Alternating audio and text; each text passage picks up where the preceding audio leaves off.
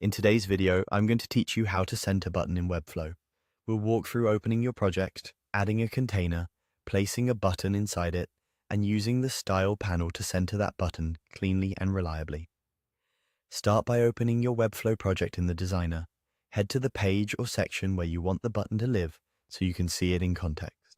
Working directly on the right page helps you judge spacing and alignment without guessing.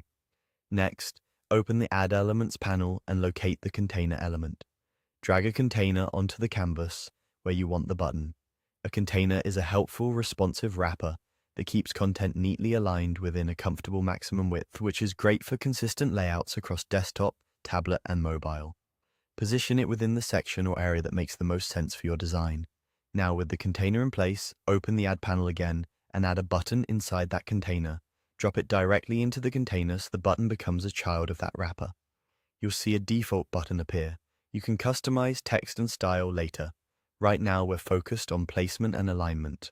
With the button selected, go to the Style tab on the right, find the Align options and click the Center control. This tells Webflow to center the button within its parent container, so it sits exactly in the middle horizontally. Behind the scenes, this alignment approach ensures the button stays centered even if the container grows or the screen size changes. If you don't immediately see it centered, double-check that the button is indeed inside the container and that the container spans the width you expect. Also, make sure the parent isn't using a layout that pushes items to the sides. Center alignment works best when the parent can provide enough horizontal room for the button to sit in the middle. Take a quick look in the responsive preview for tablet and mobile sizes. Because the centering is applied via the Style panel, the button should remain centered by default on smaller breakpoints.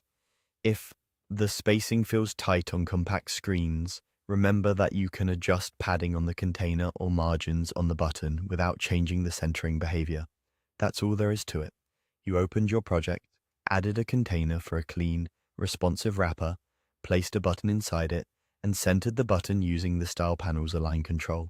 With this setup, your call to action will look polished and stay centered across devices.